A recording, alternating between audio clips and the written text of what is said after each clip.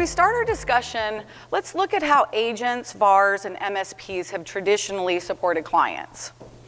And it's a little recap for all of you, but so you have your value-added reseller, offers third-party software and hardware, right, to an end user for markup. VARs usually provide some combination of procurement, consulting, configuration, and customized services. A VAR generates revenue through a combination of flat rate per license fee and billable hours.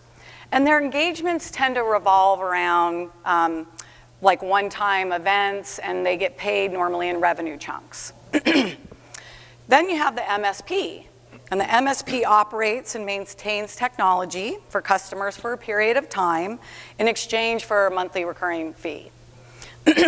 An MSP typically offers a range of services, networking, hardware repair, help desk, email management, or anything that has to do with kind of day-to-day administrator type things to keep a business running. The MSP may need to purchase technology from a third-party provider, a cost in which they bundle with their services and they pass on to their end customer. And of course, MSPs tend to support, provide services in a steady state, right? And then finally, we have the agent. And the agent takes an active role in bringing their end customers to a hardware, software, or services vendor that they represent. The end customer is billed by the service and serviced by the vendor, and the agent is paid a commission by the vendor for referring the customer to them. So actually, until recently, MSP VARs and agent swim lanes have been very clear, just like what I described. But these lines have blurred with the onset of the X as a service delivery model. Many applications have migrated from a perpetual license model to SaaS, where software and hardware is actually bundled together and delivered and billed monthly. With infrastructure as a service, complex server farms can be turned up in multiple countries, purchased with a credit card, and actually turned up within minutes or hours without a single physical person touching it. Unified communications as a service brings together enterprise messaging, presence technology, online meetings, team collaboration, telephony, and video conferencing. There's DRaaS as a service, there's backup as a service, there's platform as a service, and on and on and on. So this question is to each of the panelists, and I'm going to start with Michael. How has the onset of X as a service delivery model changed the swim lanes for channel partners? And what obstacles does this trend present? You have to be very careful in defining your rules of engagement when you work with a partner. Because the number one thing you don't want to do is when a partner brings you into an opportunity, is step on their toes, right? It's pretty basic. You're there to accomplish X.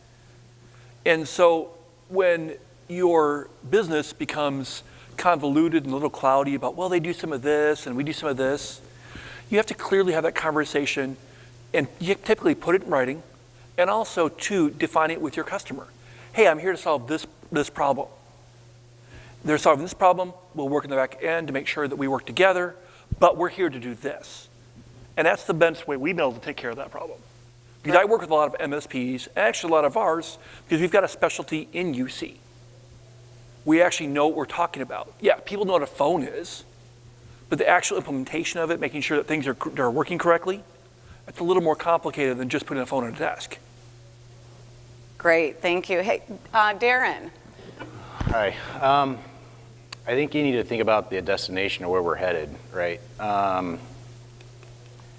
Everything is turning into utility. Think about power, gas, electricity. That's where we're headed with IT. It's a service. And when you say everything as a service, it truly is becoming that, right? So technology is ubiquitous. But what clients need is someone that really doesn't worry about the parts and pieces. A lot of highlighting of SD-WAN and backup recovery and email and those type of things, those are really just attributes, right? Attributes to what IT as a service actually means. And when you think about that, there are different experts in different swim lanes, right? You have telco experts, you have backup security experts, you have messaging experts, you have voice experts, you have everything experts. And you don't need to be an expert in everything. You just need to have access to the right expertise. And that's where the partnering, becomes so important. Working with somebody that you trust, because at the end of the day, it really just comes down to working with people you work and love and enjoy being with, and ultimately working towards that destination together where you leverage each other's expertise. I don't want to be an expert in telco. My team doesn't want to be an expert in telco, but we know it's an attribute that our client expects us to also incorporate into our complete IT as a service offering. And that way, we're simplifying our client's world. It's like a watch. You just need it to tell time. You don't need to understand and know about all the moving parts that make the time tick and everything just work. That's what the clients expect, want, and need. Gone is the time that we have to start wrenching things, and working on the plumbing of different things. Really things should just now start to work. And what that means is it starts to work for us. So the key thing is, aligning expertise, filling the gaps of your lack of expertise, and then joining together to work together towards that destination of utopia. That's great. Philip, what are your thoughts? I really agree with what you're saying, Darren, about really picking what you're going to specialize in, what's your unique offering. Even through this show, you walk into the vendor area and everybody's selling, seems like everything. And I think as an MSP, and even in our journey since 2012, we picked up more services, we did more things, but there also comes to a point where you have to remember what you specialize in. And like you were saying, you have to bring in the expert or bring in that offset to provide a complete package for your customer, but at the same time, don't forget that what is that unique value differentiator for your business, and invest in resources. We've said no to things before, even though we could have really brought everything together. There's some cases where we said no because that's not in line with our unique ability. And if I could add really quick, think about the client experience. That's what digital transformation is all about. It's the client experience. How are you making life easier for them? And when they have a security vendor, a backup vendor, an email vendor, a telco vendor knocking on their door all day long, what's their value of their day, right? They're having to deal with suppliers and management. When they have one trusted advisor that brings in the experts, the client wins. Yeah, I agree. Yeah, well said. Well said. Okay, so the next question is for all the panelists. All right, and we'll actually flip it around and we'll start with Philip. So you just shared some obstacles around X as a delivery model. What opportunities do you see around this model? Well, the role that we play in all the organizations we support is we're really that outsourced VCIO for them. And we really want them to come to us for everything. I even joke, if it's anything technology related, I want you to call us and we want to have that conversation with you. And so I think in this model with all of these as a service that we can provide, bundling in things like VoIP and communication suites into our mainline product are really beneficial for the customer. And I think that allows them to see greater value in what we're doing because they're not going to different vendors for everything. Even like in an agency type relationship, we're also moving towards even providing the connectivity for their organization. So really they only get one bill from us and it encompasses everything. We also have a recent example where we had a trucking organization that needed a 24/7 dispatch center. So we not only designed the technology, but we found the space for them to operate in. We managed the renovation and the contractors. We designed the aesthetic element of that and managed the whole project from beginning to end. And I think with them, they saw a lot of value in that because not only do they have the long-term relationship with the technology, but even the physical space they operate in, our company is providing for them. Wow, that's great. Darren, what are your thoughts? The opportunity is winning. Who doesn't like to win, right? So from a service provider perspective, really it just comes down to we're going down stack. It's easier, really super easy for us to go up and scoop up the network. It's a kind of a natural no-brainer, and I think historically service providers wanted to cut them off from that domain and just point fingers.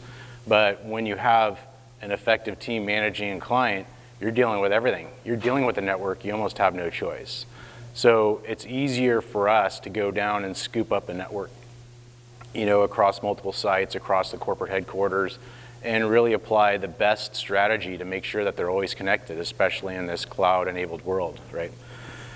From a telco agent broker perspective, it's the need to go up the stack. I mean, service providers need to go up the stack as well. I mean, they're losing out on 5x to 20x additional revenue. I mean, really. And from the telco broker agent perspective, when they're working on a telco arrangement or opportunity, they're knife fighting. They are knife fighting. It becomes a price, then who has the best, fanciest SD-WAN proposal along with the network connectivity and so on. But they miss an important attribute, I think, sometimes, which is what are the business applications that, the company depends on in order to execute, in order to operate? What are those unique transactional business processes and workflow scenarios that need to ensure the availability and uptime of the core network infrastructure, right? And it's hard to go up that level, right? Back to the earlier comment about we all kind of are experts in our own domain. This is an opportunity to collaborate and work together and go down stack for me to scoop up the network, but tie it to the business value, those outcomes. They have a system that is critical for logistics, a system that is critical for bioresearch, a system, and that's why they need the network, right? They don't need the network because they need to make sure email flows, right? They need the network because they have critical business processes and workflows in order to operate their business. And we tie that to the business outcomes. And so our ability to work with our partners, the telco broker agents, ups their game, and they're no longer knife fighting. They're no longer knife fighting for that transport. Now they become a strategic kind of enabler to the business. I have a question here. How many people here sell VoIP? What's a VoIP seat? 20 bucks a seat, right? Ballpark. So I sold a deal last year to a large publicly traded solar company. And one of the sponsors of this event that may or may not be on your bag asked me a very simple question. Michael, how did you sell this at full price? How did you get $30 a seat with this publicly traded company? I said, you might want to write this down. I'm going to give you gold. I said, I asked for it. And I said, okay, really? How did you do it? I said, well, it's funny because I went and I sat down with a customer. I asked them, what are your business problems? Their problem was that they had 400 people knife fighting, I love that term, by the way, for conference bridges. Well, Big Orange happens to have a conference bridge with every seat. So now they have 400 conference bridges. No, that's not knife fight anymore. Like, really? We can actually solve our conference problem and we're somewhere all going to pay for? Yeah. And oh, by the way, we can all tie it back into your CRM, all that money you spent on Salesforce. So when Mrs. Jones calls in to find out why her solar bill went up 3 cents that month, you've already got her thing, her record popped up right there on your screen. They never looked at anybody else's pricing. Because this silly salesman telecom broker guy actually asked a few questions. Worked hand in hand with the MSP that brought him in. Tried to understand what their business goals were, just like Darren said. So that's how you get those types of deals. That's how you get benefit from these types of things. But you have to ask uncomfortable questions. You've got to be willing to put yourself out there. And again, you've got to be willing to sit down with a Darren and say, hey, I'm going to say this. Is this okay? And plan it out beforehand. Yeah, great feedback, guys. All right, Darren, so we've been talking about opportunities, and Infinite won the MSP 501 Vanguard Award. Congratulations. Thank you. It recognized, yes. It recognized you for thought leadership around digital transformation. And actually, it looks like you've even created a new acronym. Fantastic, we have another acronym to know. Did you trademark it? DXP, which stands for Digital Transformation Provider. Can you tell us what the number one driver was for making your transition and how long it took? It's kind of simple where, we were talking with our clients and about their challenges and problems. And, what was really apparent when you look at your overall growth, right? So we had, great accelerated growth in our business and good profitability. And we had a critical need to scale, right? And it's easy to say, throw headcount out of the issue, but we know that the headcount's the most expensive part of our COGS, right? And so we had to look at, what friction do we have? What waste do we have in how we execute and how we operate? And, what are the outcomes we're trying to attain, trying to achieve? What is the experience that we want to represent and present to our clients? Digital transformation is transforming the client experience, right? It's changing our expectations of what we should get, what we deserve. And, we see a lot of examples, obviously. I'm not going to rehash those out there in the market. But when you make things easier, faster, cheaper, and really more effective, you're creating value. So what we had to do is really look inward, look in the mirror and really be honest with ourselves. Are we operating at high octane? How much friction and waste do we have? What is the client experience that we're creating that people have, and from a rating 5 stars, Yelp, or what have you? How would they rate us right now? And so we had to look inward and look at our workflow, our processes, what we do and what we did for our clients to ensure we were high octane. So a lot of the transformational kind of focus was inward. You cannot advocate digital transformation unless you've gone through it. There's a great song from Michael Jackson, Man in the Mirror, right? We had to look in the mirror and make that change of ourselves before we could advocate change for others, and headed down that path. And what that meant is we needed to become data-driven. If you don't have the metrics, the focus, the metrics to guardrail, the metrics, the North Star you want to go to, where are you headed? And so we had to look inward, and we had to be honest with ourselves. We had to focus on the pieces, the friction, the lines of business, the revenue centers. We had to promote, we had to groom, we had to educate, we had to train, and then we had to work with our clients to ensure complete transparency in what we do, just like a restaurant grade, right? So a restaurant grade in New York City has A, B, C. You don't want to go beyond that. B's actually, there's things running around in there in that kitchen, right? We want to be an A, always. We want them to know that our kitchen's clean. We want to put an open kitchen up so they can see everyone's working the way they should be. And how many service providers out there would allow their client to come into their office right now? How clean and messy is that place, right? It's one of those things I say, if you go to your service provider's office right now, just say, hey, I just want to stop by and say hello, they'd probably be horrified. I've seen them. I've seen many of them. How clean is your house? So, I think the big focus in, going down this digital transformation path is, and that's what we're becoming, I think, is the next level of managed service provider is a digital transformation provider that transform themselves, that have that right to go help and transform their client. Help their client determine what their North Star is. Help their client create an objective, data-driven, focused roadmap to achieve what their growth objectives are, what their workforce happiness is, what their workforce accountability is, and then ultimately what that client experience is. Because it's going to get tougher and tougher for every single vertical to differentiate, to show what value they're providing their client when goods are becoming more commoditized, right? Now we're just price shopping. So people want to buy from people. People want trust, people want accountability, and people want somebody that's going to help them execute their objectives. So thanks. Well, you went through a major transformation, so there's no doubt that took a superpower. So what superpower best describes your journey? Superpower is just uber awareness. I know my strengths and weaknesses as a CEO. I build a team to help augment that, right? And I know individual strengths and weaknesses within my team, and I ensure that they work with others to augment that. It's the superpower is awareness. And I think when you're also acutely aware of your client's business anthropologically, we do that all the time where we want to be in their shoes. I want to spend time with functional lines of business, the different revenue centers, the groups, and understand what they go through on a given daily basis, how they use or not use technology. And what's surprising is most, companies, they've been thrown technology and asked to adapt to it, right? And that means they're not getting the true value out of it.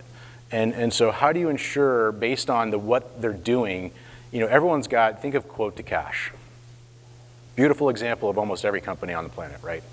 How many steps, how many processes, how many people, how much time, what is the client exposure to that whole workflow, and how do you eliminate the waste, the friction, and how do you improve upon that? Well, it can be done technologically, right? So there's different points within those handoffs within different groups and different departments and different systems. It comes down to data, systems, and processes. That's what we're in the business of, data, systems, and processes. So how do we make that more effective? Because efficiency, you can only wring out so much, right? Effectiveness means that you're operating, again, back at that high octane level. So Right. superpower, it's awareness. It's wake up in the morning, being honest with yourself. You know when you have a client at risk. You do. Whether you address it or not, it's up to you. But we have great intuition that we just need to listen to more. Great, thank you. Well, Philip, Toller Systems also saw an opportunity and you transformed your MSP business, and you were recently recognized for that transformation as a MSP 501 Newcomer Award. So why the transformation and why now? Well, my business partner, when I joined the organization in 2012, small break-fix organization, it was really only 2 of them, actually. And he really had to make the decision, am I going to grow this to something sustainable, or am I just going to do something different? So he did something that a lot of owners don't do easily. He sort of let me come into the organization and kind of turn it up on top of its head and restructured a lot of things in a short amount of time. I think a lot of what Darren was talking about is that we really had to make the decision, were we just going to be the people that sold some hours, or were we really going to be that person that provided the complete solution for the customer? I think everybody wants that. Every customer you interact with, whether they know it or not, they really want that one solution. And so we had to, in ourselves, change and adapt to become that for them. We did a lot of high-end network consulting and security elements, and so we had a lot of the enterprise experience. And so we took those best practices, boiled them down, made them applicable to a smaller size business, and then structured that all into a managed service model. And I think our clients really enjoy that experience with us. We intentionally talk a lot about confidentiality about the things inside of their business, even who our customers are, because we really want them to, even though we may serve competitors in a small region, we may serve all of their competitors, may all use us as well. We like to give them that confidence that we're there to serve their business only.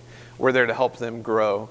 The other thing that I think we did, which really helped not only in our business but also in the groups that we serve, is we actually look at the business development life cycle, the maturity level of that business. So if you've ever read Les McEwen's book, Predictable Success, it kind of assesses where a business is within a bell curve. And so we're intentional and upfront, and we say, hey, if you're wanting to grow, or if you're wanting to get out of whitewater into what he calls predictable success, this is a really good fit. Our model is a good fit for you. But if you're at the very beginning stages where you're bootstrapping and you're trying to figure out who you are as a business, or maybe you're towards the very end of that, this may not be the best fit for you. So that's really nice, because in the beginning it sets clear expectations. Mm-hmm. It sets, okay, why are we here to accomplish this together? And all of those decisions, exactly as what we've been talking about, we tie all that to business outcomes, and we tie it all to, okay, this is going to solve this root problem that's stopping you from being able to grow. And so that was really a lot of our journey, continuing to do that better, and just also improve our team as well. That's great. Well, so Darren said his superpower was Uber awareness. Mm-hmm. What would you say, what superpower best describes your journey? Sure. So my background is in process improvement and in standardization, and that's a nice complement to my partner's background, which is in telecom, and very in-depth technical experiences. And so it's a nice blend when we would sit down with a customer, although he may not know what AR is and how the general ledger works, and I may not understand all of the really in-depth technical experience he has, we're able to really come to that client with a really nice solution. And in some cases, we don't have to bring in the Cadillac or that industry standard solution that may have a high price point. We can come come in with a very applicable and relevant solution for them that does everything they need, but maybe at a lower price point for them. And I think our customers have really enjoyed that. Great. Okay, Michael, you're up. So Yeah, go ahead. I think I have two superpowers. One, I love and it. I know Joan Rivers. I heard Joan Rivers. Oh, yeah. She made a living, and she was famous saying, I made a living by saying what everybody else is thinking. Okay? I ask a lot of questions because I want to know. And also being a technology chameleon. In this business, I mean, the iPhone didn't exist 11 years ago, right? Mm-hmm. How many of us have the one of these in our hand right now? Oh, look at you, you're texting. I'm teasing. Hey, Michael was texting too. Just don't worry. So, everybody ever heard that saying from Henry Ford, if I asked my customers what they wanted, what would they say? Faster horse, right? That's actually not what he said. He said they want less horse poop. Okay? So one of my largest customers owns a chain of chicken restaurants, okay? They sell Mediterranean chicken, lots of garlic. And when I asked him, what's your biggest problem? My phone rings too much. So I went to all of his restaurants, spent a day in the life at his restaurants. And oh, by the way, I charge you for my time. Turned out they get 60,000 calls a year over 9 restaurants. And the questions are 2 questions. Are you open and where are you at? Okay? And the reason why is this chain of restaurants is open 364 days a year. They're closed for Armenian Remembrance Day. They're open Christmas, Easter, Thanksgiving, 10 to midnight every day. Get your fuffle on every day, okay? And the problem is 40% of their business, this is a key ingredient, is takeout. When do you call to get food for lunch? At lunchtime. What kind of experience do you have when you're at lunch and people are like, oh, can you hang on one second? I got to take the call. And you can't hear anything. Well, there's an actual cost to that. He does about $20,000 a day in chicken at each store. So we put call center in. All those calls go to a call center where it's quiet. I can take your order, take your credit card. I can confirm your order. I can hear what you said. I can send the order out to the correct store so it's delivered faster to you. And you don't care. You just want your chicken, right? But that took asking some questions. And so the superpower I have is I'm not afraid to ask a stupid question. You've got to be able to dig in. I mean, how many of you guys have gotten a sale because you're like, hey, well, what about this? And they're like, huh. Or have you ever gotten a sale because you said, I don't really feel like this is a good fit for us. The takeaway clothes, right? And you're like, hey, no, this really doesn't fit for us, right? And they go, well, but I want to do business with you. No, we're not a good fit. I've had sales where I'm like, okay, great. Our engagement fees can be $25,000. They're like, okay. I'm like, oh, should have been $100,000, right? Okay. Here's the point. Ask questions. Think of like the average 3-year-old. They'll sit and go, why? You can't do it like that. You're just like a parrot. Okay. But if you're willing to ask some uncomfortable questions, people appreciate that authenticity. And that's a superpower today, right? Everything's amazing today, but nobody's happy, right? So if you're willing to be real with people, when we go, hey, you know what? This is going to hurt, but here's the outcome. People give you business, and they'll pay more for that. And here's the most important thing. If you're not charging good money for your engagements, you're taking a whole layer of crap you don't need to deal with. Because when people pay, they pay attention. Mm-hmm. So you're talking to your lawyer at $500 an hour, you listen to everything they say, right? raise your prices. It'll be amazing the kind of quality you get back. That words well spoken. I mean, that great superpowers, great journeys and experience. If I could add a tool, yeah, please. Just to add on to what he was saying, a great tool that I like using along with the questioning piece is, help me understand, right? Let's break that down. And what that allows you to do is break down the workflow, break down the attributes of what it takes to do something, and then you get to quantify it. Then you're able to calculate and be able to go, okay, well, your cost of this piece is wasting you X in opportunity, it's wasting you Y in expense, it's all this friction that you're able to quantify and metric and be able to say, this is why you need to invest down this path, because we're going to save you this much time, the client experience is going to be better, your employees are going to be happier because they're not having to have that awkward moment of disrupting and sorry, I got to take this. Having them break it down, workflow it, get up on the dry erase board, sketch that thing out, and go through the occurrences, and then go through the average rates, and then go through the client average dollar transaction value, and then go through, see what I mean? So you just kind of go through that, break it down, and get the ROI, and that'll help. I'll tell you, by the way, halfway through this, they'll sign. No, seriously, because they're not stupid. People don't do that. I mean, they don't do it. It's like, you know what I mean? Like, no, I mean, like, people like us don't go to the client and really go and do a proper discovery. I had a customer in the middle of our meeting look at me and go, we're going with you, because you're the only person that came to our office, Yep. sat down and dug into our business, asked us intelligent questions. Everybody else just sent over a price. Yeah. This is like This is gold, by the way. this is obvious, right? I mean, there's How much are we nothing charging for this panel? they're saying, but but the practice of obvious is different, right? At the end of the day, these guys got some great stuff. So Philip, this whole concept of coopetition, right? Collaboration between business competitors in the hopes of a mutually beneficial results. Can this really work? And if so, do you have a success story? I do have a couple, actually. I think one is groups just like this, peer groups. We all have successes in our own businesses. A lot of us are in different geographical markets. Being able to build those relationships is really beneficial. A couple of tangible examples as well. We have a wide geographic range where we don't have offices necessarily or technicians that live in those areas. And so in one region specifically, we've partnered with another managed service provider to install security cameras for one project. We needed a turn up at one circuit that was going to be a 4-hour drive in one direction from our location.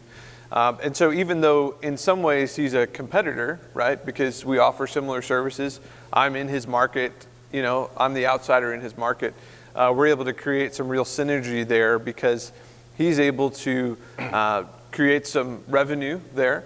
And he's also able to have some experiences with us to see what we're doing.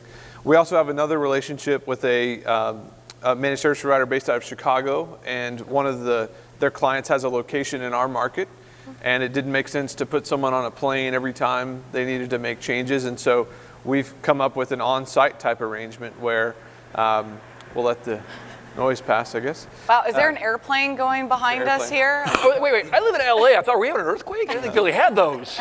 But we basically came up with an arrangement where we could go on site, we could be their hands in their ears for them. We gain knowledge of how they're doing their networks and have synergy there. They also get to provide a better experience for their customer. And so I think it really can work, but just clear expectations, clear boundaries. In that case specifically, one of the point of contacts at that location said that, hey, man, why don't you guys just come in and do all of our IT? These guys aren't good at all that are up here in Chicago. And we said, hold on. No, they do take care of you. That's not our role here. And really kind of reiterated the value that they were getting, where in some ways someone might come in and say, oh yeah, that's great. Let's go have a conversation. We had the boundary there to say, no, this is why you have this relationship. Yeah, that's great.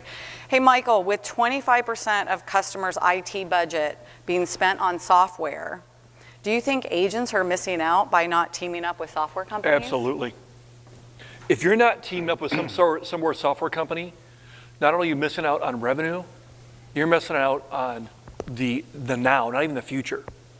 If you're not doing CM integrations, if you're not doing business texting, if you're not having those conversations, for example, and just full disclosure, I have shares in this company. I use a company called Produce Score. And actually, for companies that use G Suite, as a CEO, I can see all of my people on one screen to see who's actually what they're doing with graphical interfaces. Say, hey, John's doing it great, Susie's doing it great, what's Jim doing? And I actually use this because I found an employee that wasn't working. I actually put it in my own company. And I had to let them go because I actually looked at their screen and realized they sent 3 emails in the month of April. What did you do the entire month? Okay? Here's the point. This is allowing me to have different conversations with my customers that don't involve PRI, that don't involve a SIP or a hosted phone. But it gets me a lot deeper, a lot stickier into the customer. And now we're able to bring in G Suite resellers in our Irvine area, and they're feeding us leads, the Vonage, VoIP leads, Ring Central, everything else. And so it becomes it just becomes a farming tool. So if you're not teaming or learning about software, you should be. Because just remember this, I don't know if you guys have heard this or not, if Amazon's in your business, sell now. If Amazon's in your business sucks. Oh, I love it. I love it. And now I know why they picked you, Michael, to be on this panel. That's why I told you I need supervision too. Yeah, that's why he's right here. I have a little shocker over here. Okay, I'm gonna ask one more question to the panelists, and then we're gonna do a pop quiz to our panelists. They have no idea this is coming. Oh boy. Yeah. I had to pay attention? Yeah. Darren, how do you prepare and incentivize a sales team to sell new services? Say cattle prod. No, I mean, really having the right compensation plan in place that really kind of focuses on the revenue centers of your product lines. You got to start with a budget, right? A realistic budget and a realistic forecast and attainable metrics, realistic and attainable metrics. And then align a really rich compensation plan accordingly. And we do that with our direct sales force, and we also do it with our partners. We give our partners 15% of net profit on a recurring business opportunity they bring to us, on the whole enchilada, everything. And so having something that creates a rich income opportunity, really rich, because their success and their attainment of quota, but then over-attainment of blowing out of that quota is what hopefully motivates the salespeople. You got to have the ones that are money-minded, the ones who want success, and then create a culture of winning that they're driving. They are that tip of the spear, that driving force of what the winning culture is. They are that face to the client. And the same thing goes with our partner ecosystem. They're the ones who are making that first touch that decide to bring us in, but they know that part of winning helps with their income. So we have a larger payout for recurring business. The core managed services, they get a larger one-time payment up front for the whole value of that monthly recurring, and then they get annuity for other commodity services. So commodity services, there's usually you want to make sure you got minimum margin thresholds, minimum contract terms, different attributes, because you want to influence the proper behavior. You want to influence the proper deals. You want to influence profitability, and you want to influence the right service portfolio for each client. And then having the right metrics there that drive that, they need guardrails to drive them that direction. That's great. Thank you so much. All right, pop quiz time for our panelists. Again, they don't know this is coming. Going a little surprised. Don't worry, guys. It's not. You're gonna do great. Okay, so. In 2019, Forrester projects that the global tech market for business and government purchases of technology goods, software, and services will grow by what percent? And I'll give you some options. A, 12 to 15%, B, 3 to 4%, or C, 8 to 10%. Michael? I'll go 12, 15%. Okay. Darren? 8 to 10%. Okay. Philip? I think A, yeah, 12 to 15. Okay. Well, that was a challenging question and a little bit of a trick question, only because it's actually B, 3 to 4%. They're forecasting actually a 4.7% growth, and keep in mind this is worldwide. And that would only be if we don't help them properly. Well, right? If guess we help them what? properly, it should be bigger than that. Yeah, and Look at 30, 40%. We're there, That's right. So actually, this is really good news for all of us in the room. Customers are buying technology, goods, software, and services. The question is, what's your company gonna do to capture some of that market share? And what ecosystem partners are you going to work with to help you do that? All right, well, thank you so much for joining us. We really appreciate it.